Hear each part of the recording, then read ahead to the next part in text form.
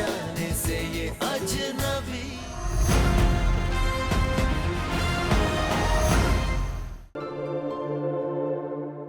जय भाई साहब के बारे में सुना, भगवान उनकी आत्मा को शांति दे। मिस्टर खटवानी, कैसे आना हुआ? जय भाई साहब तो दुनिया में रहे नहीं, तो मेरा फर्ज बनता है कि उनकी तमाम जायदाद और उनके हिस्से का पैसा आप, नंदिनी और आपकी छोटी बहन सिद्धि में बराबर बराबर बांट दिया जाए। वैसे भी इतने सालों से आप उनकी जायदाद की देखभाल करते आ रहे हैं, तो अगर ये कानूनी तौर पर भी हो जाए तो आगे आसानी हो जाएगी। मैं कुछ ड्राफ्ट्स बना के लाया हूं, वो दिखाता हूं आपको। बोल चुके हैं जो आपको बोलना था मिस्टर खटवानी। अब प्लीज जाइए यहां से।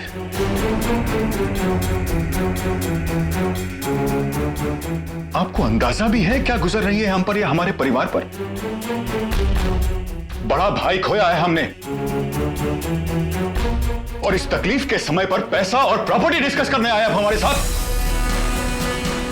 जय भैया हमारे बिजनेस पार्टनर नहीं थे, बड़े भाई थे, और आप है कि? प्लीज जाइए यहां से। एक minute mister Khatwani,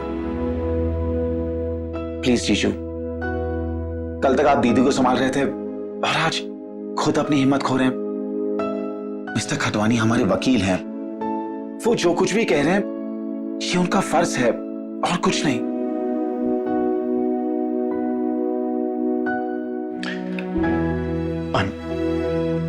sorry mister Khatwani. इधर आयशा निहाल के हाथों उसके माता पिता का श्राद्ध करवाती है। उधर वीर अपने भाई जयवर्धन का श्राद्ध कराने के लिए पंडित जी का इंतजार कर रहे हैं। पंडित जी पता नहीं कहां रह गए। यही मिलने को कहा था उन्होंने।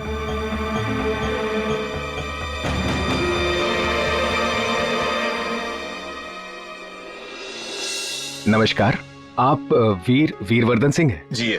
मेरा नाम रमाशंकर। पंडित कैलाशनाथ जी को कुछ जरूरी काम आ पड़ा है, इसलिए आने में थोड़ी देर हो गई। उन्होंने मुझसे यही कहा है कि आपकी पूजा संपन्न कराओ, वरना श्राद्ध का समय निकल जाएगा। ठीक है, आइए। चलिए पूजा आरंभ करते हैं।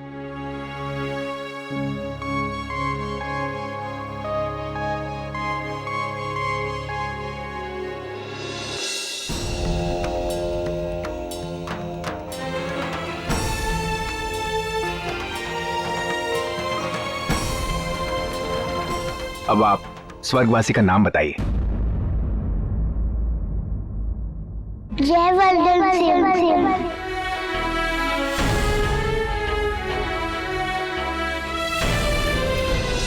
बेटी, हवन में काले तिल का होना बहुत ही आवश्यक है। पूजा सामग्री की दुकान ही बाजू में है, आप लेके आ जाओ।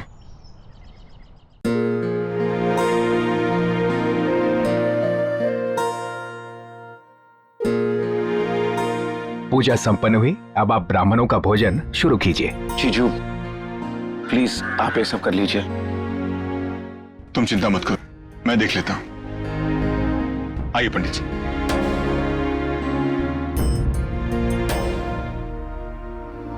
कहाँ हो आप भैया? भगवान जी, मासी कहती है मुझसे कि आप एक एंजल भेजिए मेरा लिए। मम्मी पापा तो आपके पास है, तो आप जल्दी से मेरा लिए एंजल भेज दीजिए ना। इधर श्राद्ध के लिए आए वीर की नजर निहाल पर पड़ती है और वो उसे पहचान जाता है।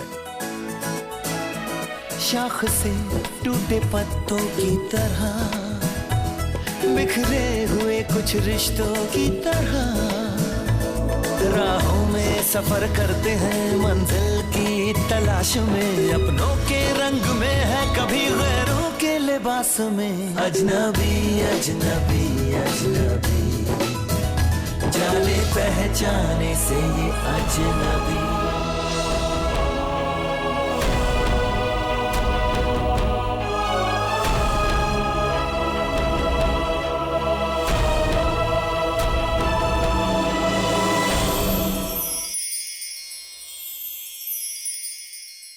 पहचाना मुझे?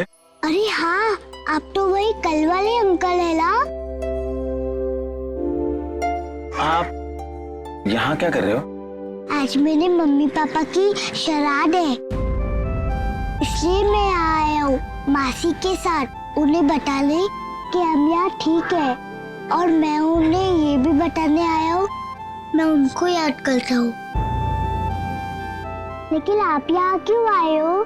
क्या आपके घर से भी कोई भगवान जी के पास चला गया? हाँ, मेरे भैया। आप उनसे बहुत प्यार करते थे। मैं भी अपने मम्मी पापा से बहुत प्यार करता था, लेकिन वो भी मुझे छोड़ के चले गए। तो तुम्हें उनकी याद नहीं आती? बहुत याद आती है, लेकिन मासी से छुप छुप कर मैं थोड़ा रो लेता हूँ। लेकिन फिर मासी की बात याद आ जाती है। कौन सी बात? मासी कहती है मम्मी पापा वहाँ हमसे दूर चले गए हैं भगवान जी के पास, और वो हमें देख रहे हैं। अगर हम रोगे तो उन्हें बहुत बुरा लगेगा। और कभी जब मुझे मम्मी पापा की याद आती है तो मैं जाके उनसे बात कर देता हूँ। वो कैसे?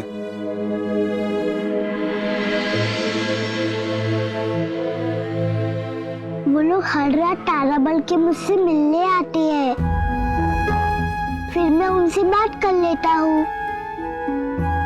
आप भी अपने भैया को ढूंढना। आपको पता है मासी कहती है भगवान जी हर किसी के लिए एक एंजल भेजते हैं, और एंजल उनकी मदद करता है। देखना, वो आपके लिए भी एक एंजल भेजेगी और वो आपकी मदद करेगा। तो क्या तुम्हें तुम्हारा एंजल मिला? नहीं, अभी तक तो नहीं, लेकिन कभी ना कभी तो जरूर मिलेगा। मैं उम्मीद करता हूँ कि तुम्हें तुम्हारा एंजल बहुत जल्द मिल जाए। मैं भगवान जी से आपके लिए प्रे करूंगा कि वो आपका एंजल आपको जल्दी दे दे। All the best uncle. All the best to you too. जाने पहचाने से अजनबी अजनबी अजनबी अजनबी, जाने पहचाने से ये अजनबी। देखो, इस मुश्किल घड़ी में हम सबको एक दूसरे का सहारा बनना होगा। भले हमने जय भैया को खो दिया है, लेकिन नहीं जीजू, हमने भैया को नहीं खोया। वो तो हमारे साथ है, आसमान में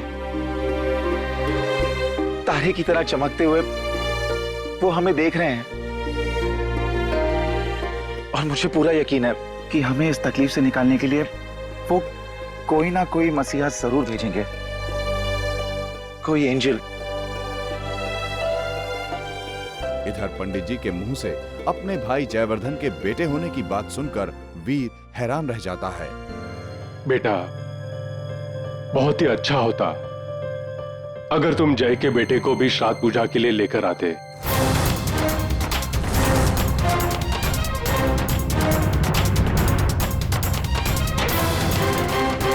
वो क्या है कि पुत्र के हाथों श्राद्ध पूजा से माता पिता की आत्मा को मुक्ति मिलती है। भैया का बेटा? जय भैया का बेटा? पंडित जी, आपसे जरूर कोई गलती हो रही है। अगर जय भैया का कोई बेटा होता तो हमें जरूर पता होता। मुझे ये जानकर आश्चर्य हो रहा है कि आपको कुछ भी नहीं पता। मुझे ये अच्छी तरह पता है कि 6 साल पहले जब वो पैदा हुआ था तो जय उसका नामकरण और कुंडली बनवाने के लिए अपनी पत्नी दिव्या के साथ मेरे पास ही लेकर आया था उसे। मैंने 4 अक्षर सुझाए थे उसे, आ, क, न और बा।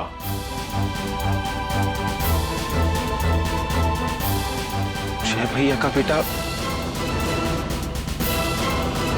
यानी मेरा भतीजा कैसा होगा,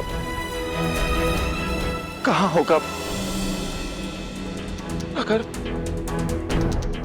उसे कुछ हो गया तो? नहीं नहीं, उसे कुछ नहीं हो सकता। मैं जरा वीर जय भैया का बेटा है। देखो जय भैया हमें छोड़ के चले गए, लेकिन हमारे लिए अपनी निशानी छोड़ गए। हमें ये बात चल के नंदिनी को बतानी चाहिए। आप चलिए, मैं कुछ देर अकेले रहना चाहता हूं।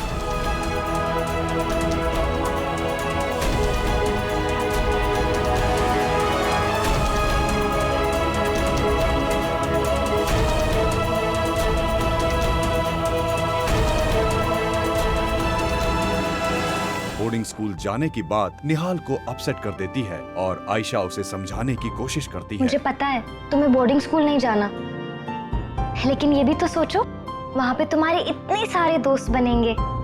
तुम्हें इस बंद कमरे में छिपकर नहीं रहना पड़ेगा, खेलने के लिए खुला मैदान होगा और इतने सारे दोस्त बन जाएंगे तुम्हें मासी की याद भी नहीं आएगी।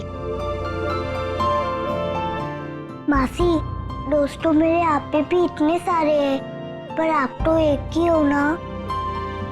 मैं आपको कभी नहीं भूलूंगा।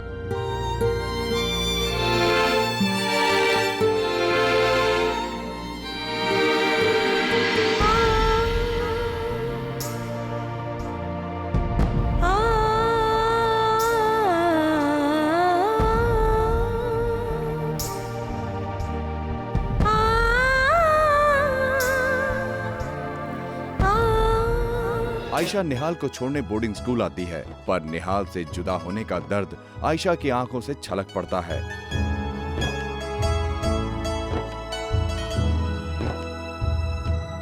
अजनबी अजनबी अजनबी, जाने पहचाने से ये अजनबी। अपना ख्याल रखना निहाल। आप भी मासी। अजनबी, जाने पहचाने से अजनबी।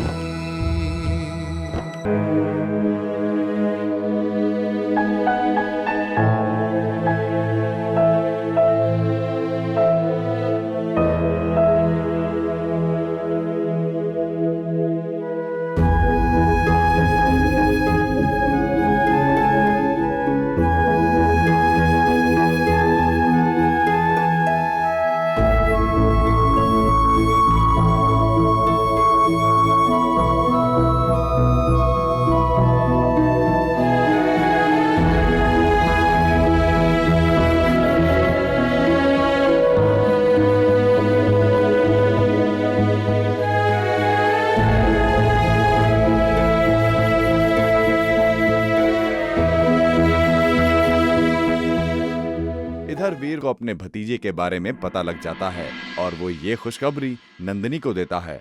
क्या सच? कहाँ है वो? कैसा है? किसके साथ रहता है? अब हम उससे मिल पाएंगे? हाँ दी, मैं खुद उसे लेकर आऊंगा।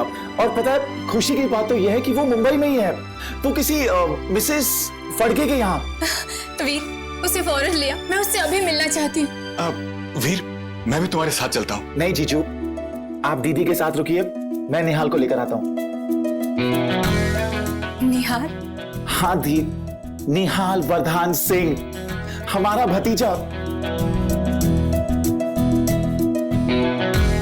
दीदी अब आप सारी तैयारियां कीजिए, मैं उसे लेकर आता हूँ। वीर जल्दी से लेकर आओ उसे, जल्दी जाओ।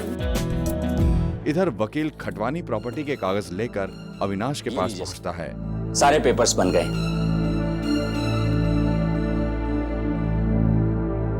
आज से आप वरदान इंडस्ट्रीज के 50% के मालिक हैं।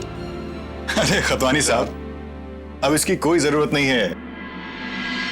क्या है, वीर को जय भैया के बेटे का पता चल गया है। जय भैया ना सही, उनकी निशानी तो हमारे साथ है। हाँ?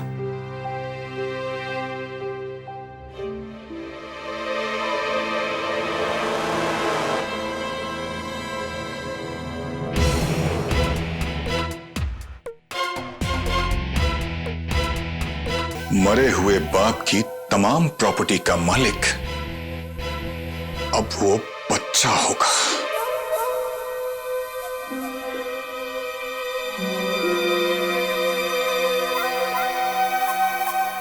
सर ये क्या हो गया?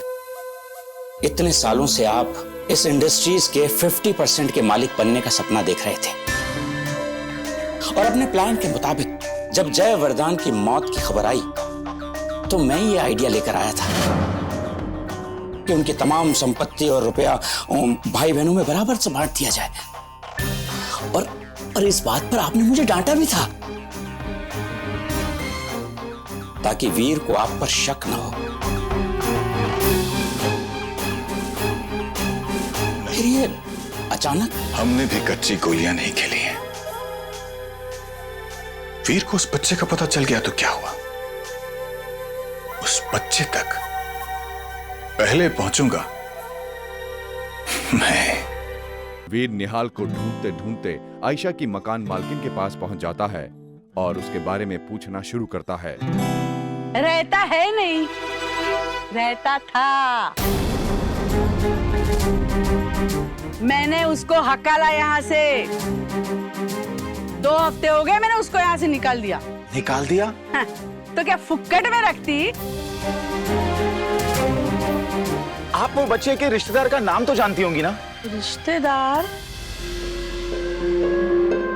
सिमरन, आरती। अरे छोड़ो ना, मैं क्यों उस फुक्कट चंद का नाम याद रखूं? हाँ हाँ, याद आया। मैं उसको फुक्कट चंद ही बुलाती थी।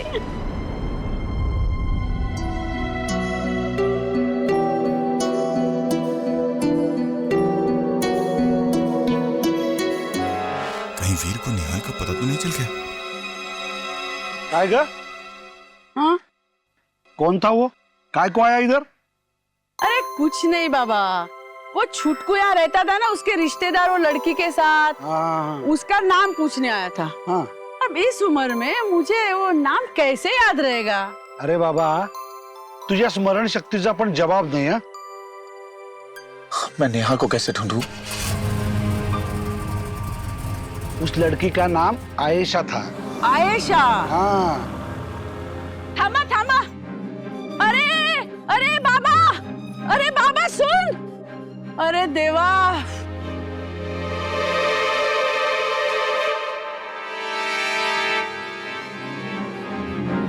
सुनिए सुनिए, वो आप उस गाड़ी के पीछे क्यों भाग रही थी? अब तुमसे क्या मतलब, और तुम क्यों आए हो इधर? हाँ नहीं नहीं, ऐसी कोई बात नहीं है। आप गलत समझ रही हैं। क्या है, हम साथ नहीं हैं। वो मेरी गाड़ी खराब हो गई थी ना, तो मैं जरा पीछे रह गया था। दरअसल हम एक 6 साल के बच्चे की तलाश कर रहे हैं। आपने उन्हें सब बता दिया ना? अरे वैसे तो मैं नहीं बता पाई ना। अब तुम एक काम करो, जाके उसको वो लड़की का नाम बता दो, आयशा, जो यहाँ रहती थी ना वो लड़के के साथ।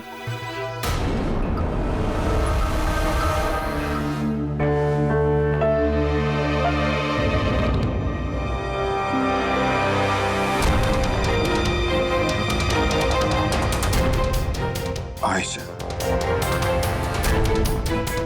जी सर, आयशा बहुत काबिल लड़की है सर।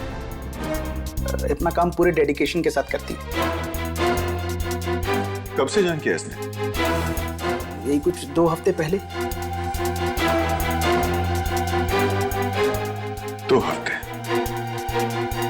कहीं यही तो निहाल के रिश्तेदार नहीं? तुम इसे अभी यहाँ बुला सकते हैं फौरन? जी सर, वो अभी ड्यूटी पर ही है, मैं बुला देता हूँ। हेलो हेलो, आयशा आयशा, फौरन वीर सर के कैबिन में पहुंचो।